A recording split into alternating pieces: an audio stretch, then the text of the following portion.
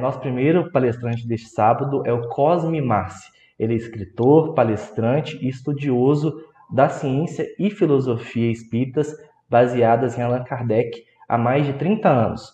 O Cosme é idealizador do IDEAC, que é o Instituto de Divulgação Espírita Allan Kardec, da Kardecpédia, uma plataforma online multilingüe e gratuita para o estudo das obras de Kardec, e também do Kardec Play, autor de materiais educacionais e sites espíritas com CDs, DVDs, seminários, palestras e debates. Ele é autor de publicações espíritas e dos livros que vem ajudando milhares de pessoas a estudar mais e melhor a obra codificada por Kardec. Cosme vai falar conosco hoje sobre o livro A Gênese. Então, eu gostaria das pessoas que tenham alguma dúvida, né, que queiram interagir conosco, mandem as mensagens aí pelo YouTube, pelo Facebook, que o Cosme vai responder na medida do possível, né? Como a gente tem muita interação, boa parte delas, tá bom? Então, deixa eu pedir para o Cosme entrar aqui com a gente. Olá, Cosme, boa tarde, tudo bem?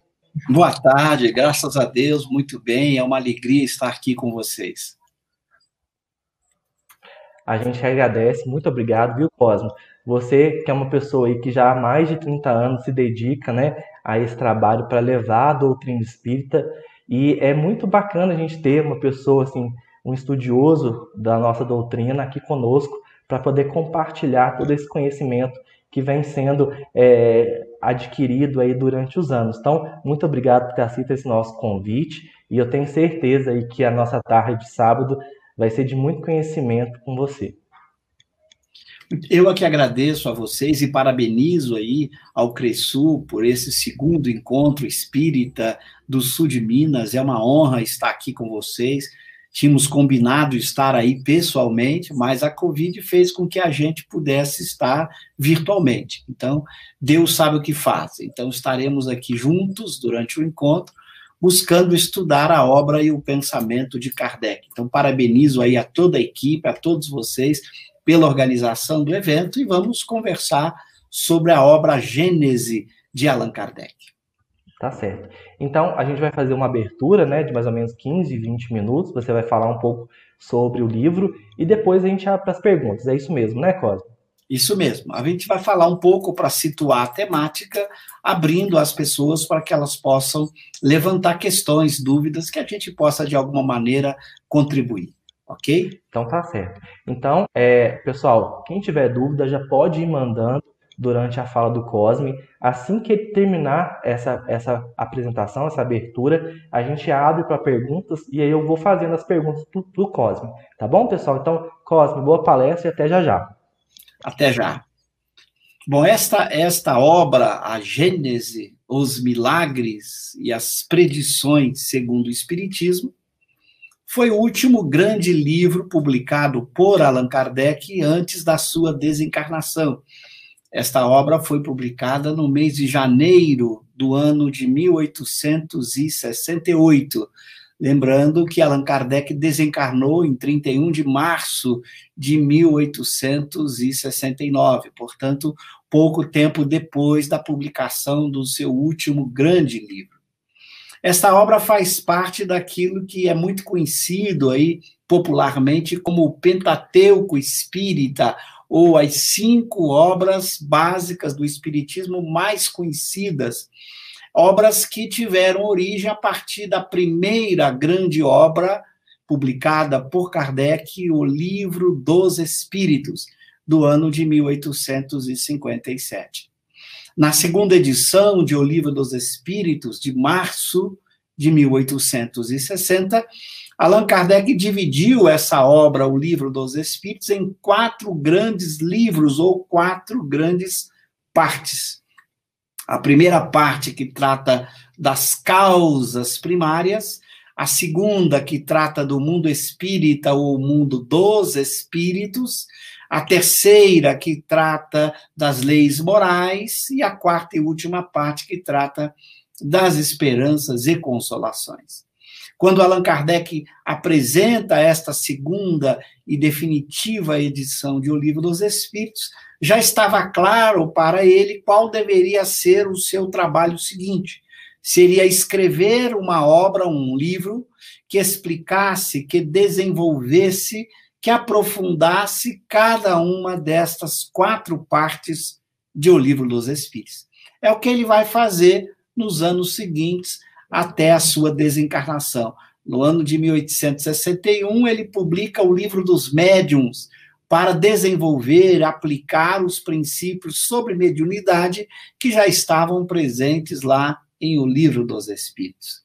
Depois, em 1864, ele vai publicar o Evangelho segundo o Espiritismo para explicar a terceira parte de O Livro dos Espíritos, que tratava das leis morais. No ano de 1865, ele publica O Céu e o Inferno, ou A Justiça Divina segundo o Espiritismo, que vai desenvolver a 4ª parte de O Livro dos Espíritos, que trata das esperanças e consolações.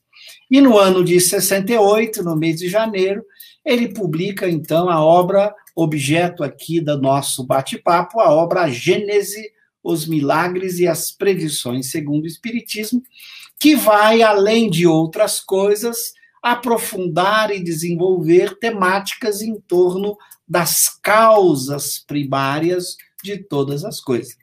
É por isso que a primeira parte da obra A Gênese, que se chama A Gênese, que trata das origens, como a própria palavra Gênese significa. Então, Allan Kardec vai, na primeira parte do livro A Gênese, tratar exatamente de desenvolver as aplicações, as consequências, os desenvolvimentos daquilo que se encontra na primeira parte de O Livro dos Espíritos. Por isso, Allan Kardec vai começar a obra Gênese tratando das origens, que provém, obviamente, das causas fundamentais, das causas primárias, Deus, Espírito e matéria, como os elementos fundamentais que vão dar origem a tudo o que existe. Então, Allan Kardec vai dividir essa obra, a Gênese, os Milagres e as Predições, em 3 grandes partes. Esta primeira parte que estou falando, que trata da Gênese, das origens, depois a segunda parte que trata dos milagres, e a terceira que trata das predições. E ele vai dar a esta obra uma estrutura muito interessante.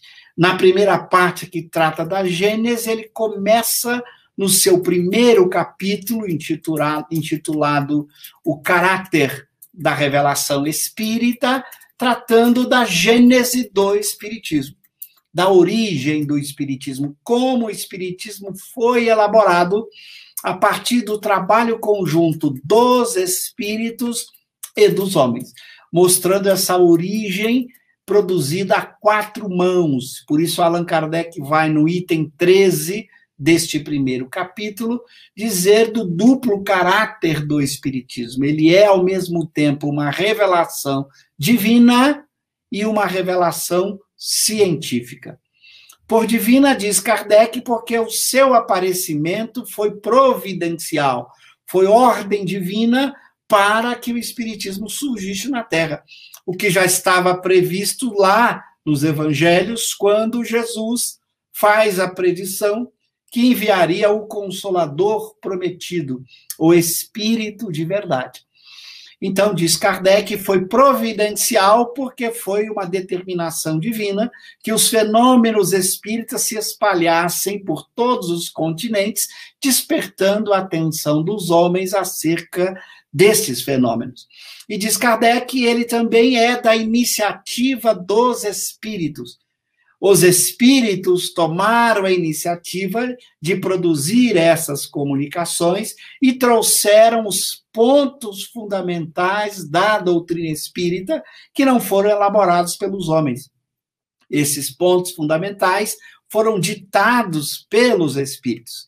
E a partir dos pontos fundamentais, Allan Kardec, com a missão de desenvolver, de organizar, de construir ou de colocar esses pontos fundamentais numa estrutura científico-filosófica que se encontra nas obras de Allan Kardec. Então, essas obras foram o resultado do trabalho de Kardec na interação com os espíritos. Por isso, a doutrina, diz Kardec, dos espíritos porque foi iniciativa deles e os pontos fundamentais foram por eles apresentados por intermédio da mediunidade. Mas a elaboração nessa estrutura científico-filosófica coube aos homens, em especial a Allan Kardec, que soube reunir o pensamento dos espíritos, desenvolvê-los e apresentá-los numa linguagem científico-filosófica apropriada. Então, o espiritismo tem uma origem a 4 mãos, as mãos dos espíritos e as mãos de Allan Kardec. Por isso, esse duplo caráter, divino de um lado e científico do outro, porque dependeu da elaboração dos próprios homens. Então, nesse primeiro capítulo, Allan Kardec apresenta a gênese do espiritismo. E depois ele vai nos capítulos seguintes, tratando da gênese tanto do planeta, do ambiente em que vivemos, quanto do próprio corpo, e depois discutir a própria gênese espiritual. Começando, obviamente, no segundo capítulo desta primeira parte, tratando da causa de todas as causas, de Deus. E depois, a partir de Deus, do espírito e da matéria, ele vai explicando as origens do corpo humano, do planeta e a gênese espiritual, apresentando em apoio com a ciência da época, como a ciência da época poderia ajudar o homem a entender também a Gênese mosaica, o livro Gênese proposto por Moisés. Então, com isso, Kardec aborda nessa primeira parte essas questões difíceis da origem, tanto do corpo quanto do próprio espírito da alma. Então, é uma parte importante que aprofunda sobre as causas primeiras, sobre Deus, sobre o espírito e sobre a matéria do ponto de vista da origem. Por isso ele deu esse título à primeira parte da obra, chamou a primeira parte de A Gênese. Depois, na segunda parte, chamada de Os Milagres, Allan Kardec começa discutindo o conceito de milagre para mostrar que não há milagres para o espiritismo no sentido da derrogação das leis naturais. Se você entender por milagre um fenômeno contrário que derroga a lei natural, é claro que não há milagre nesse sentido. As leis naturais imperam no universo e regulam todos os fenômenos deste universo.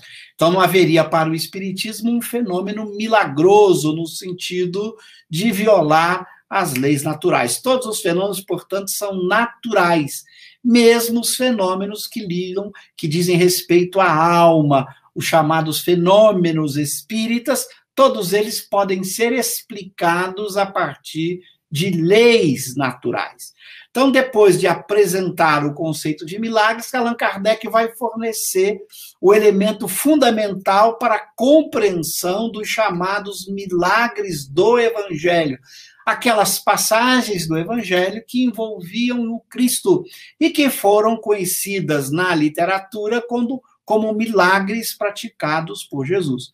Antes de explicar esses milagres, Allan Kardec apresenta o elemento fundamental para a compreensão da ação do espírito sobre a matéria, que são exatamente os fluidos. Por isso ele vai, nesse segundo capítulo desta segunda parte da obra Gênese, tratar dos fluidos, explicando esse tipo de matéria que o espírito usa para interagir com o mundo corporal e para interagir no universo em que ele vive, seja no mundo corporal, seja no mundo espiritual. Então, depois de aprofundar com detalhes o que são esses fluidos, como esses fluidos obedecem ao pensamento, ao desejo, aos sentimentos da alma, ele tem todos os elementos teóricos necessários para explicar um a um aquelas passagens do Evangelho que tratavam dos milagres de Jesus. Então, ele vai encerrar essa segunda parte da obra Gênesis explicando esses diversos milagres, mostrando que não são milagres, são fenômenos naturais que podem ser explicados e são explicados por leis naturais que o Espiritismo apresenta. Leis sobre o espírito, sobre a alma e sobre os fluidos que ele apresentara neste capítulo, os fluidos. Então, com isso, ele mostra como compreender aquelas passagens do Novo Testamento que Jesus realiza fenômenos que foram considerados milagrosos e que para o Espiritismo podem ser explicados a partir de leis naturais sobre a alma, sobre os fluidos, e desta maneira nos dar uma compreensão científico-filosófica dessas passagens que eram consideradas como derrogações da lei de Deus. Depois, ele vai, então, na terceira parte desta obra admirável, tratar das predições segundo o Espiritismo. Para isso, ele vai começar essa terceira parte apresentando a teoria sobre as predições, discutindo a possibilidade ou não de se prever o futuro. É possível ser revelado o futuro? É possível se prever o futuro? De que maneira? Quais são os limites do conhecimento do futuro? Tanto da parte dos homens quanto da parte dos espíritos. Então, ele vai responder esta pergunta sobre a possibilidade ou não do conhecimento do futuro por parte dos homens ou por parte dos espíritos, e se Deus julga ou não por bem revelar ao homem ou aos espíritos parte deste futuro que o aguarda. Então, Kardec, aí, com muito bom senso, equilíbrio, vai mostrando todas as questões que envolvem o conhecimento futuro, as dificuldades de fazer previsões, que a gente não pode confiar em previsões que sejam datadas, que entram em minúcias de detalhes, porque não podemos esquecer o livre-arbítrio humano, os homens fazem as suas escolhas, então aqueles que tentam prever detalhes e datas correm um sério risco de estar errando, que a gente não pode confiar nessas previsões de espíritos que envolvam detalhes e datas que não podem ser previstos, dada exatamente a liberdade humana de fazer as suas escolhas, de definir as suas ações. Mas que algum tipo de previsão do futuro pode acontecer. Como ele vai mostrar estudando as predições do Evangelho, aquelas predições que se encontram no Novo Testamento, que foram feitas por profetas ou foram feitas pelo próprio Cristo. E ele vai mostrar como essas predições se realizaram. Mas, em geral, não eram predições com minúcias de detalhes ou com datas pré-definidas, mas eram predições que aconteceram, como as predições de Jesus sobre o templo de Jerusalém que seria destruído, ou as predições de Jesus acerca do envio do Espírito de verdade, do Consolador, que Jesus prevê que seria necessário e que enviaria, e que este Consolador, esse Espírito de verdade, só vai surgir 18 séculos depois que a previsão foi feita.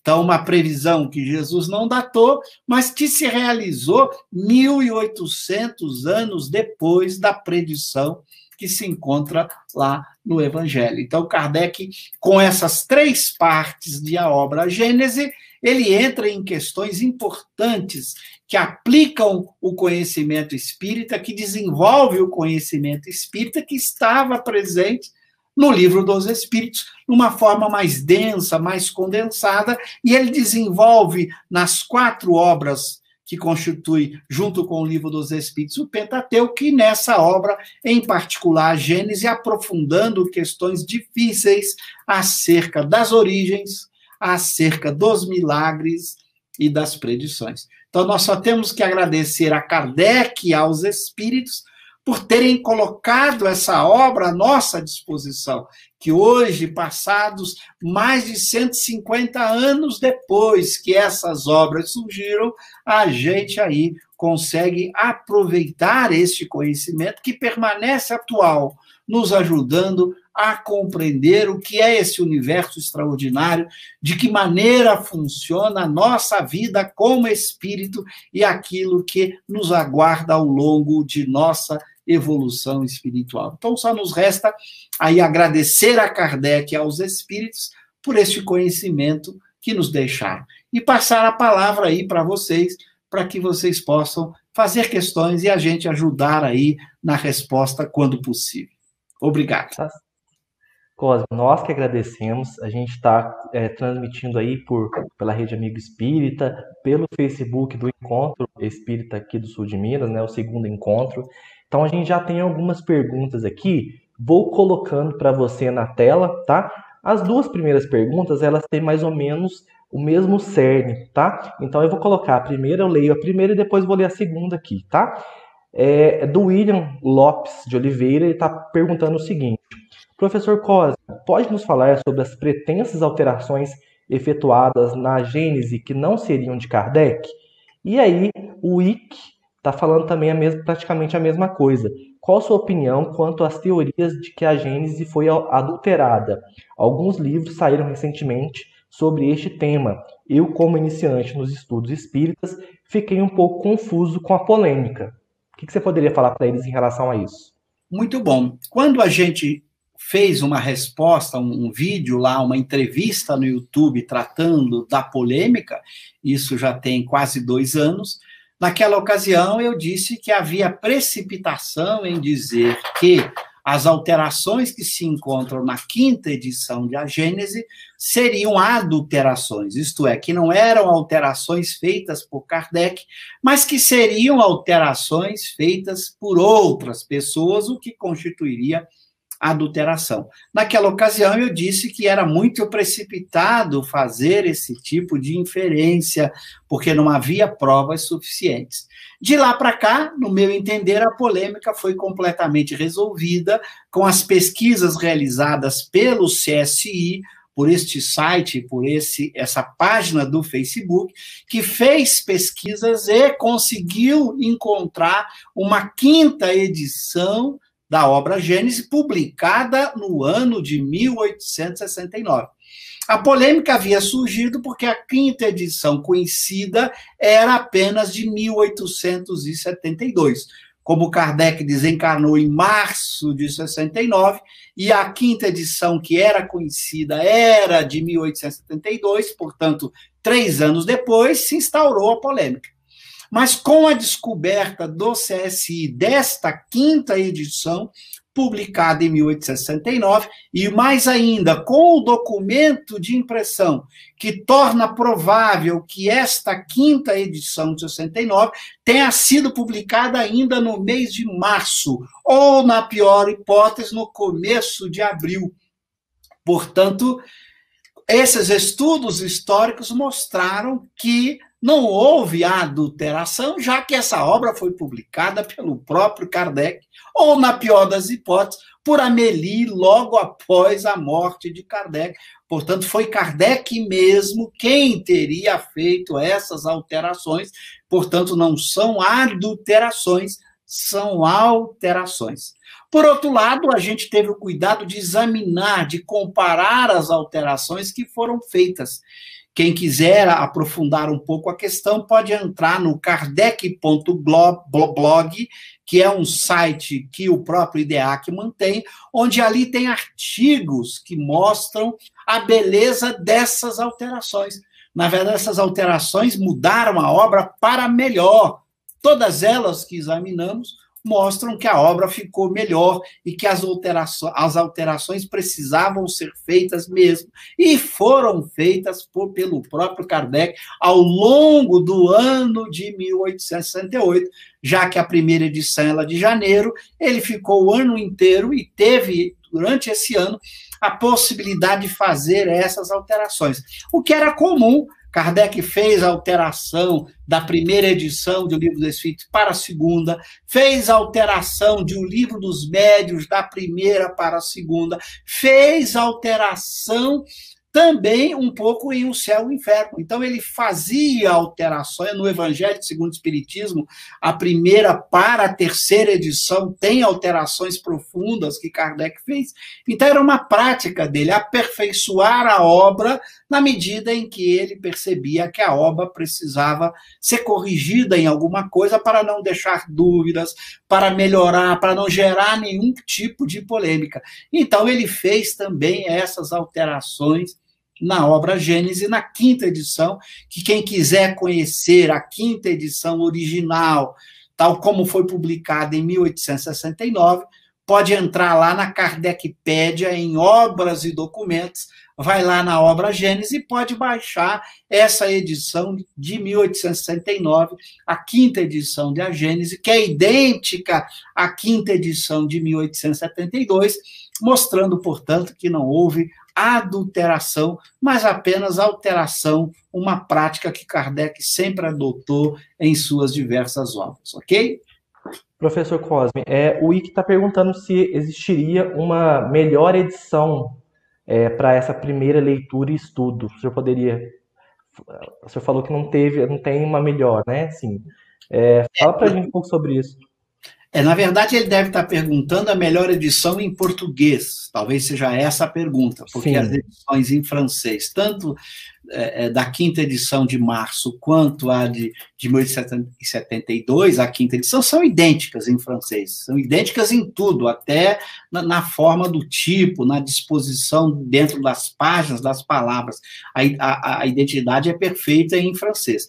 Claro que existem traduções diversas das obras de Kardec. E aí eu recomendo apenas que você olhe sempre mais do que um tradutor. Essa é a recomendação que a gente faz. Porque a tradução é sempre um processo de interpretação.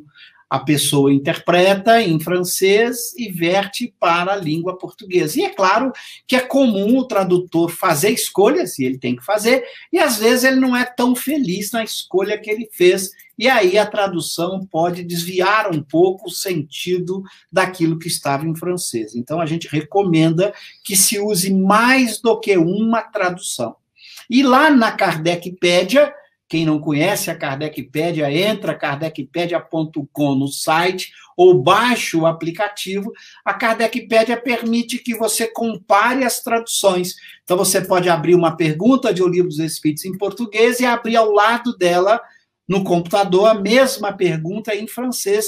Então, você pode comparar a mesma coisa com o inglês com o espanhol. Então, você pode comparar traduções entre si. Mas eu sempre recomendo, para quem não domina o francês, que não pode fazer essa comparação com a língua original, que use algumas traduções, não trabalhe só com uma. Quando está numa dúvida, numa questão, quando acha que ali não está claro, ou que acha que ali pode ter alguma coisa equivocada, olhe outra tradução. Então, é recomendável, quando a gente lê apenas traduções, que se a gente tem disponível várias traduções diferentes, que a gente use várias traduções. E, graças a Deus, em língua portuguesa, as obras de Kardec receberam várias traduções para o português, então a pessoa tem a chance de comparar essas traduções, de estudar uma ao lado da outra, a fim de melhor compreender o sentido do pensamento daquilo que Kardec e os Espíritos nos legaram nas 23 obras que Kardec nos deixou à disposição, ok?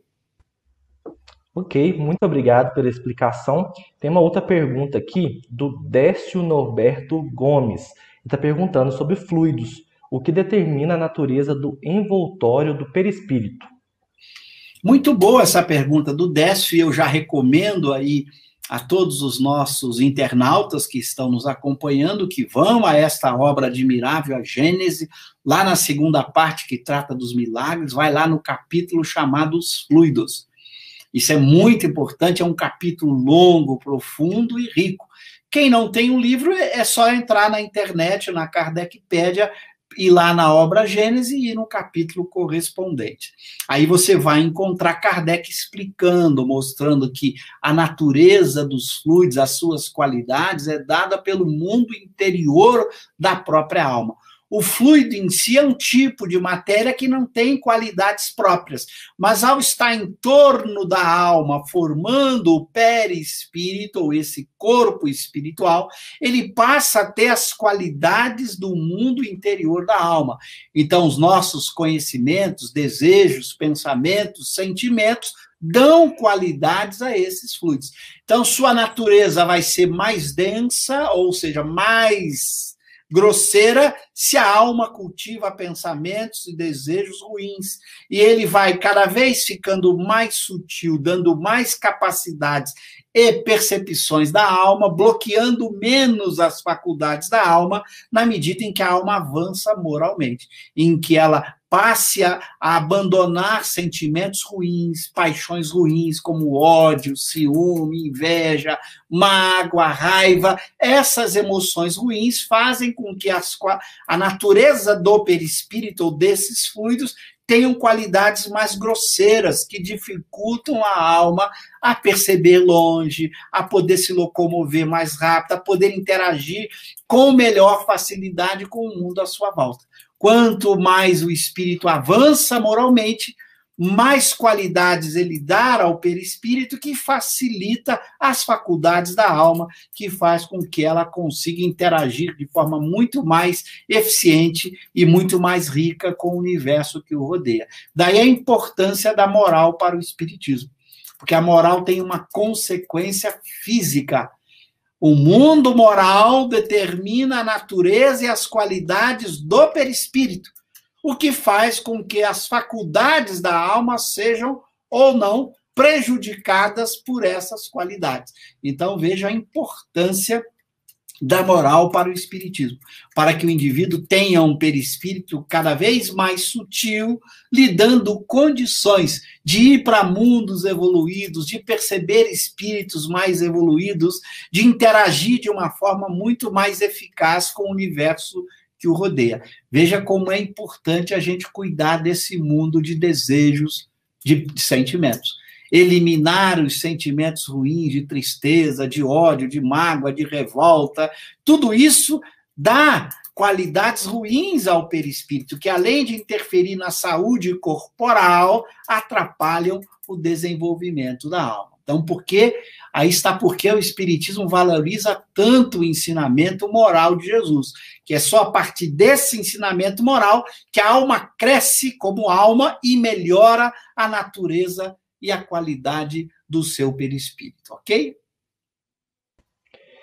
Professor, o senhor disse em relação deixa eu me colocar no vídeo aqui, em relação ao Kardecpédia, a Kardecpédia, né? Eu vou colocar no vídeo aqui, e o senhor poderia explicar um pouco mais onde estão esses conteúdos? Coloquei duas telas, a Kardecpédia e o Kardec Play também, tá? O pessoal aí que quiser se aprofundar um pouco mais sobre esse conteúdo, vou colocar aqui agora e o senhor pode ir comentando, tá? Só um momento, vou colocar para o pessoal ver aqui. Esta aí é a Kardecpédia, como o nome diz, um ambiente de estudos da obra de Kardec. Se você subir aí um pouco, você vai encontrar, desce um pouco agora, todos os 23 livros que Allan Kardec deixou, obras dele com os espíritos. A gente fala Allan Kardec, mas sempre lembrando que é um trabalho a 4 mãos, de Kardec com os espíritos. Aí estão as obras que ele publicou. Você clicando numa delas, você vai poder estudar essa obra. Lá em cima, subindo agora, você vai encontrar as bandeirinhas das línguas ali. Então, você pode estudar uma obra em francês, em inglês, em espanhol, em português.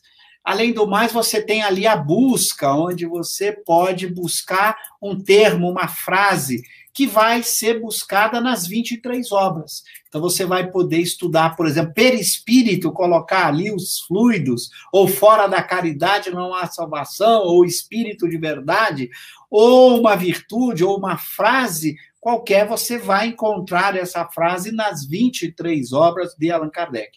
A outra diferença também é que quando você abre uma obra, você pode comparar os idiomas e, além disso, uma obra se relaciona com outra obra. Aí, se você, por exemplo, clicar ali em livro, na Gênesis, aí o Livro dos Espíritos, pode clicar ali nas primeiras causas primárias, ali, ó, do lado esquerdo. Primeira parte, causas primárias. Descendo um pouco, aí pode clicar no primeiro capítulo, Deus, por exemplo. Clica aí. Agora ele vai abrir esse primeiro capítulo, Deus, do lado de cá. Tá vendo? Tá abrindo ali. Você pode descer agora pelo lado direito, não pelo menu.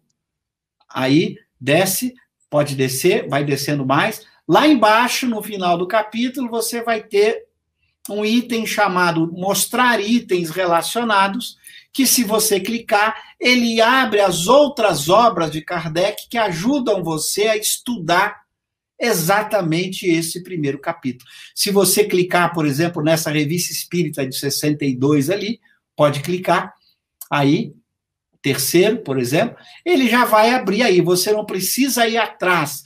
Então, todas as obras de Kardec estão relacionadas entre si. Então, você pode estudar um tema dentro da obra, uma parte de um livro, que ele vai te indicar as outras obras de Kardec que tratam deste mesmo tema, que aquela questão, que aquela mensagem, que aquele capítulo está sugerindo. Então, essa é a Kardecpédia. Só tem Kardec e todas as obras estão ligadas entre si. Além disso, você tem esse menu ali, ó, em verde, que a pessoa pode clicar, e ali você vai ter obras e documentos, pode clicar ali, onde você vai poder baixar. Vai ali, por exemplo, na obra Gênese, que nós estamos tratando mais embaixo, à esquerda, ali à esquerda, a Gênese, desce um pouco mais aí.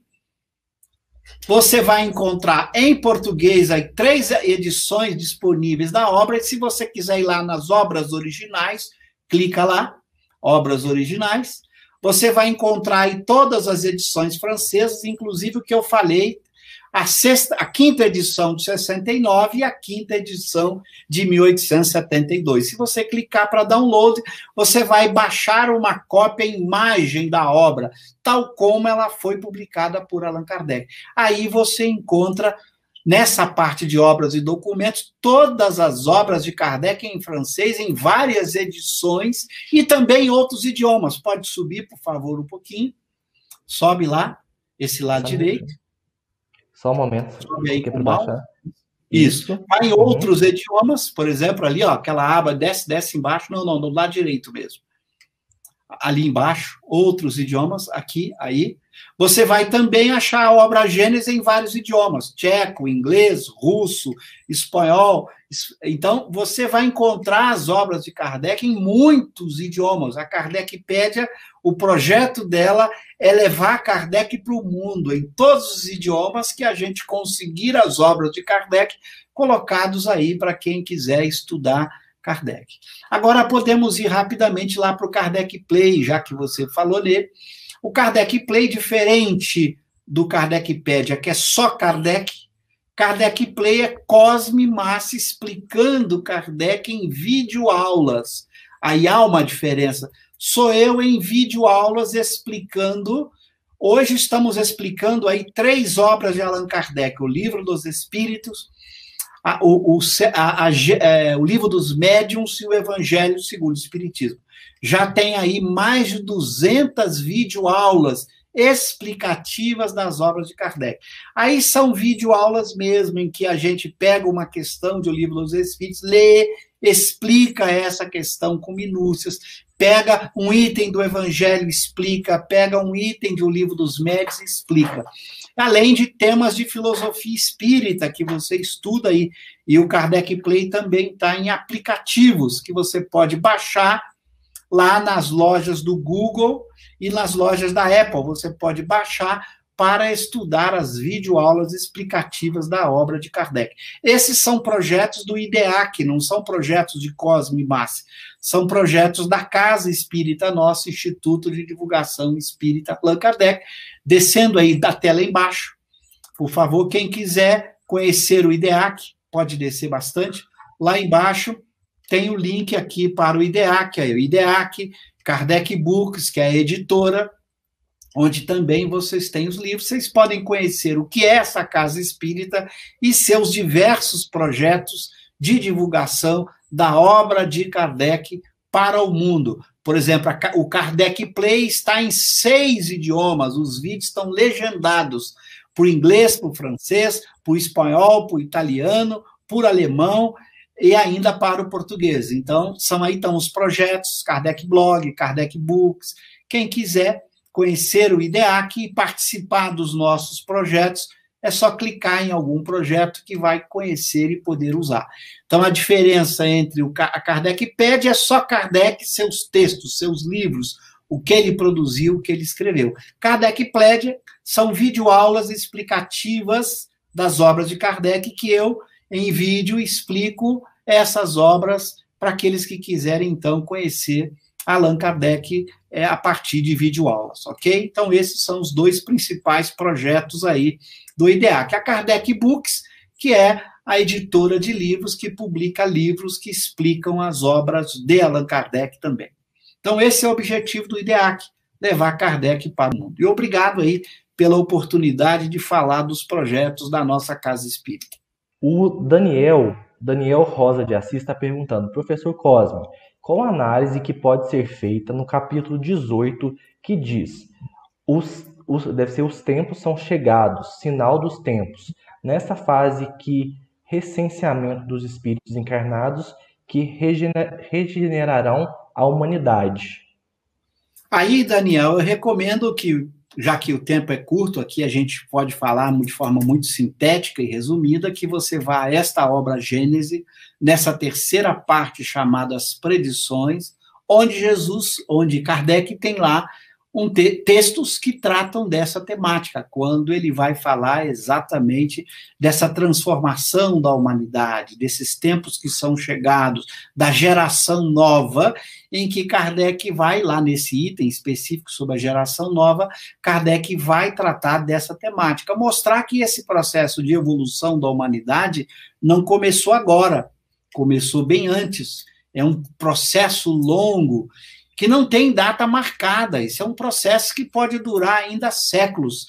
Segundo um espírito, Dr. Barry, que Kardec coloca uma mensagem dele lá na Gênese, esse processo já teria começado um século antes do espiritismo, que é um processo de renovação, de novas ideias, é uma mudança no campo das ideias, dos pensamentos, para que a humanidade se renove por meio de novas ideias, com a reencarnação de espíritos que vão ajudar nesse impulsionamento, e uma série de outras estratégias que Deus utiliza como lei natural para o progresso dos planetas, seja a renovação de sua população, fazendo com que espíritos que evoluam possam permanecer, que espíritos que ainda não conseguem mais avançar possam ser deslocados para outros mundos. Então, com a renovação dos pensamentos, do mundo moral das pessoas, a humanidade vai se renovando, caminhando aí para um mundo de regeneração.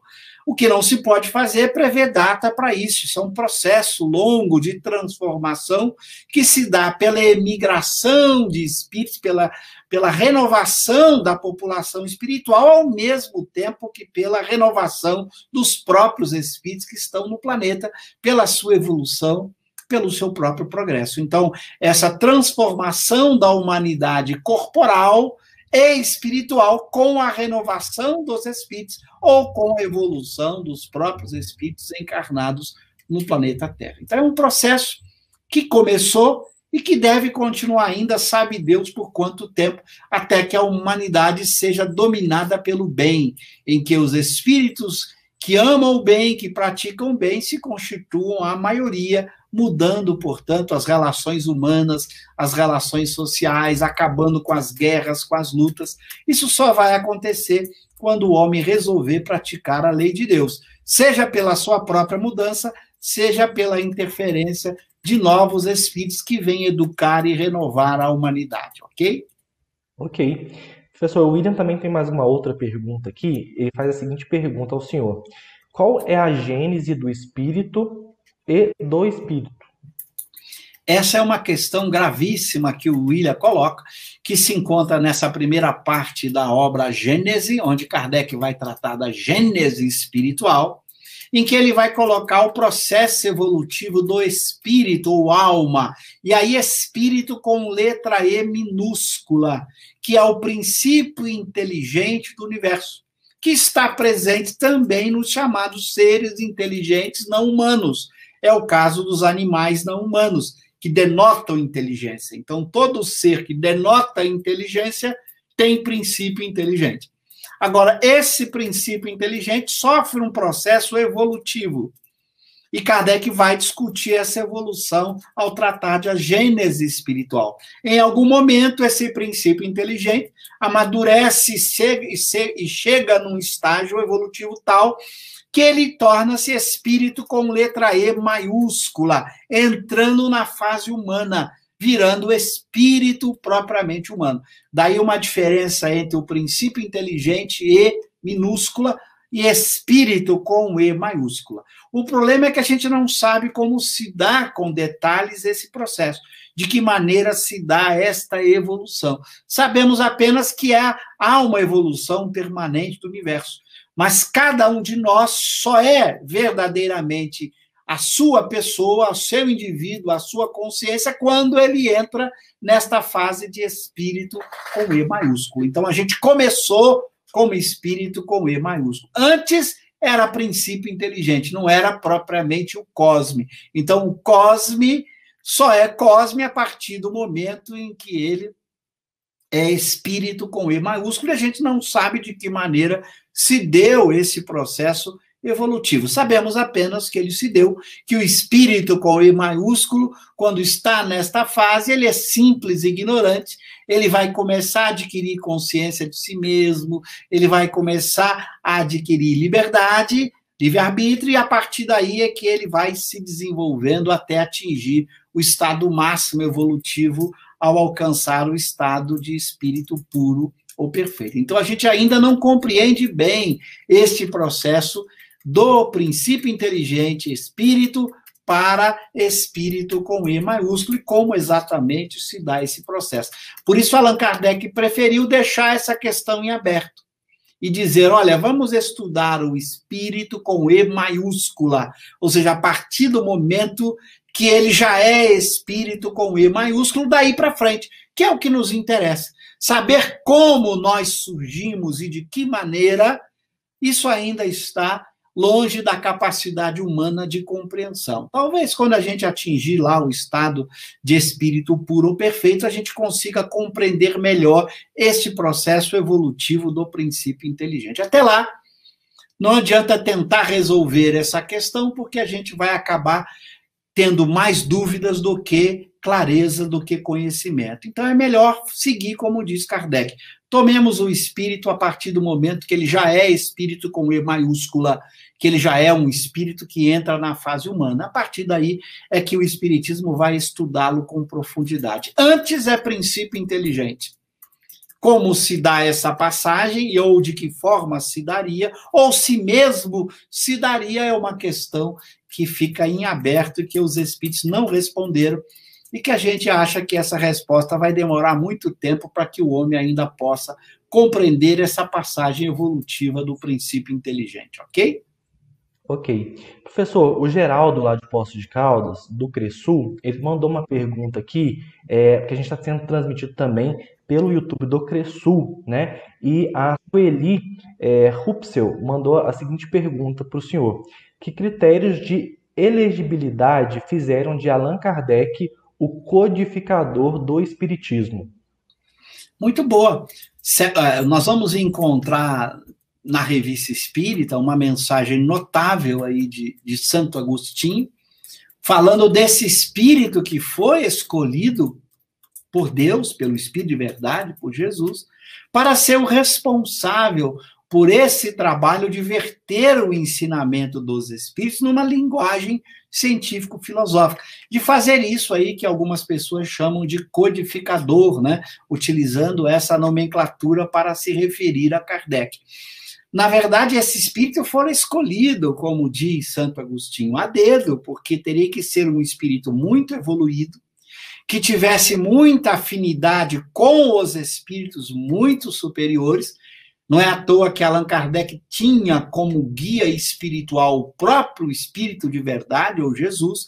Então, era um espírito muito evoluído, capaz de resistir a todos os conflitos humanos, e naquele ambiente do século XIX, ter a lucidez, o equilíbrio moral, toda a fortaleza moral para resistir à inveja, ao ciúme dos homens, para enfrentar as dificuldades que espíritos imperfeitos iriam criar, e para saber fazer a distinção daquelas mensagens que eram recebidas, aquelas que ele deveria considerar como sendo adequadas e que deveria compor as obras fundamentais do Espiritismo. Então, veja que trabalho admirável, porque os espíritos se comunicavam, há espíritos de vários graus evolutivos. Há também a influência do médium nas comunicações, dos meios na comunicação, como ele explica lá no Livro dos Médiuns. Então, alguém capaz de perceber, no meio de todas essas influências, de pensamentos divergentes de espíritos, saber exatamente o que deveria ser considerado como verdade e de que maneira essa verdade deveria ser organizada de uma forma didática e lógica, como se encontra primeiramente no Livro dos Espíritos e depois em todas as outras obras.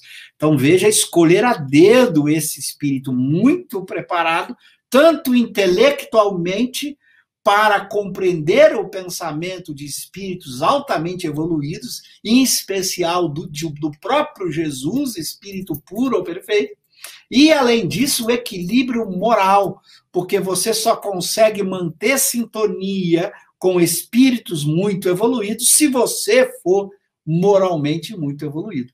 Senão a sintonia se perde. Não é que o médium imperfeito não possa receber comunicação de um espírito superior. Claro que pode. Eu estou falando manter sintonia permanente, não sofrer a influência dos maus espíritos, resistir às tentações. E isso tem que ser um espírito altamente evoluído para resistir a essas tentações da vida, não receber as influências dos espíritos imperfeitos, porque ele estava longe dessas influências, e poder interpretar da melhor forma possível o pensamento dos espíritos superiores. Então, foi um espírito escolhido a dedo, que encarnou entre nós e que a gente aprendeu a admirar e a respeitar como um grande apóstolo do espírito de verdade, como está referido o Espírito de Verdade ao falar do próprio Kardec, dizer, o meu apóstolo os instrui. Então, alguém muito especial, de ligação muito profunda com Cristo, que encarnou, trazendo executando essa missão tão importante de trazer o Espiritismo para o mundo, ok? Ok, professor, a gente tem mais uma outra pergunta aqui, do Parente Júnior. Ele está perguntando o seguinte: que partes de A Gênese foram derrogadas pela ciência material? Muito boa questão. Quando você vai olhar, por exemplo, a obra Gênese, tem momentos em que Kardec vai usar as ciências da sua época para explicar a Gênese. E ele faz um exercício. Como é que as ciências, a geologia, a física, a astronomia, todas as ciências de sua época podiam ser usadas para entender a Gênese de Moisés, para explicar aquele livro de Moisés. É claro que ele só podia usar a ciência da época para isso, mas aquilo ali era um exercício que ele fez, de como se pode usar a ciência para se compreender o livro Gênese de Moisés. Claro que ele só podia usar a ciência da época, não tinha outra. Essa ciência da época sofreu modificações, sofreu complementações, claro, toda a ciência evolui. Mas isso em nada tira a atualidade da obra Gênese. Por quê? Porque você pode agora repetir o mesmo exercício que ele faz. Você pode usar a ciência de hoje, seguindo o que ele fez com a ciência da época, para compreender a Gênese de Moisés, para compreender a origem do planeta, do sistema solar, a origem da vida, do corpo humano.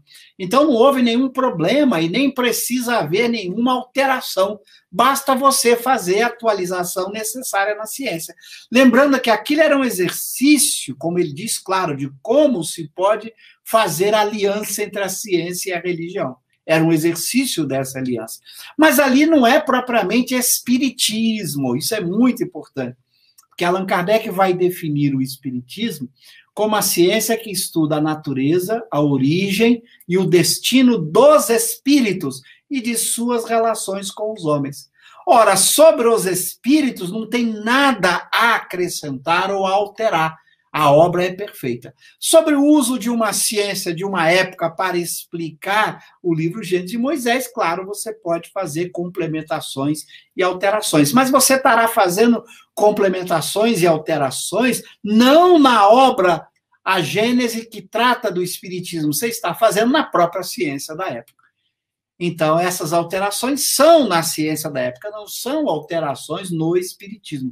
No tema espiritismo, no assunto espiritismo que trata do espírito, não precisa fazer nenhuma alteração ou complementação naquilo que Kardec colocou. Na ciência da época que ele usou, sim.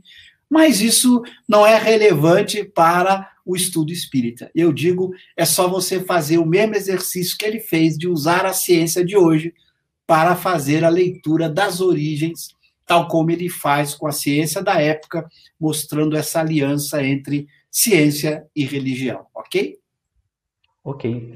Professor, a gente tem mais uma pergunta aqui do Décio Norberto Gomes. Ele está fazendo a seguinte pergunta para o senhor. Professor Cosme comentou de que Jesus se apresentou como espírito de verdade. Sobre Kardec, há nas obras fundamentais informação de outras existências de Allan Kardec? Muito boa pergunta, Décio. Informações diretas sobre quem Kardec teria sido nas obras não tem. Nem mesmo este Allan Kardec. Há muita especulação sobre quem seria Allan Kardec, esse nome, já que esse francês não se chamava Allan Kardec no nascimento. Allan Kardec era um pseudônimo, né? Não era o nome dele era outro, Hippolyte Léon Denis Arrivaille, não era Allan Kardec. Ele adotou o pseudônimo Allan Kardec ao publicar a obra O Livro dos Espíritos. E há muitas especulações de quem teria sido, se era um personagem da história, alguém que tenha vivido entre os druidas. Há muitas especulações sobre quem teria sido Allan Kardec. Há, no entanto, nessa obra que estamos estudando, a Gênese, uma frase, quando se trata lá do advento do Espírito de Verdade, do surgimento do Espiritismo, há uma frase que me chamou a atenção há muitos anos, há mais de 20, 30 anos, quando debruçamos sobre esta obra. Uma frase em que o Espírito de Verdade fala de que o Espiritismo estava sendo trazido num acordo entre o Espírito de Verdade, de comum acordo entre o Espírito de Verdade e Elias. Isso chamou atenção. Por que Elias? Já que Elias não aparece na obra de Allan Kardec. Então, uma especulação possível é que, na verdade, Elias teria sido uma das encarnações de Allan Kardec. Então, essa seria uma hipótese, dada uma interpretação desta frase. Mas, veja, isso é uma especulação, é uma forma de tentar ler esta frase, de que, estando o Espírito de Verdade em comum acordo com Elias, teria trazido o Espiritismo, que comum acordo entre o Espírito de Verdade e Elias. Então, isso geraria uma especulação possível, mas, repito, é uma especulação. A gente não pode afirmar com certeza que Kardec tenha sido Elias e, portanto, ele fora João Batista. Isso explicaria também o Monte Tabor, porque lá no Monte Tabor aparece Jesus ao lado de Moisés e Elias, numa simbologia que poderia representar as três grandes revelações. A primeira, Moisés, a segunda, Jesus, e Elias seria a terceira revelação com a vinda de Kardec. Então, Allan Kardec teria sido Elias ou João Batista, nesta especulação, nessa leitura especulativa. Isso explicaria também esse vínculo entre os dois. Lembrando, quem conhece a história de João Batista, quem leu lá no Novo Testamento a presença notável desse profeta, nós vamos perceber que foi ele que batiza Jesus e ele apresenta Jesus para o mundo. E ao apresentar Jesus para o mundo, ele se isola. Que ele cresça e eu diminua, numa demonstração de humildade. Então, João Batista apresenta Jesus para o mundo lá na segunda revelação. E quem sabe teria sido ele de novo apresentando Jesus para o mundo na terceira revelação, na condição de Allan Kardec. Então, é uma forma de leitura que daria sentido a essas figuras. Mas, repito, muito cuidado, isso é apenas uma especulação, não podemos ter certeza que, de fato, Allan Kardec tenha sido Elias e João Batista. Que João Batista tenha sido Elias foi o próprio Cristo que disse, está lá no Novo Testamento, quando Jesus diz que João Batista tinha sido Elias. Mas que Kardec seja João Batista e, portanto, Elias é uma especulação apenas, mas que faz algum sentido quando a gente lê essa frase lá na obra Gênesis, e também dá um sentido a essas passagens que eu citei, do Monte Tabor, de João Batista apresentando Jesus para o mundo lá no Novo Testamento, ao mesmo jeito que ele traria Jesus de volta na terceira revelação. Mas são especulações, viu? Não vamos tomar isso como certeza, apenas como uma especulação, ok? Professor, a gente agradece desde já. O senhor estará conosco amanhã de manhã também, né? Falando sobre uma outra obra de Kardec. Ele vai estar conosco falando sobre o livro Céu e o Inferno. É isso, professor? Isso mesmo. E será um prazer estar aqui com vocês para conversarmos sobre essa obra muito importante das produções de Kardec e dos Espíritos. Até lá, e muito obrigado a vocês todos que nos acompanharam, pelo carinho, pelas perguntas, e que tenham aí um final de semana de muita paz e de muito estudo, continuando aí assistindo o evento tão extraordinário aí, coordenado aí pelo Cresul. É uma alegria estar com vocês. Parabenizo a todos vocês que estão aí nos bastidores, trabalhando a beça, mais do que a gente que fica aqui só falando. Vocês estão aí dando um duro danado para que todo mundo possa ter o espiritismo em casa por esse ambiente extraordinário da internet. Obrigado a todos, que Deus nos abençoe.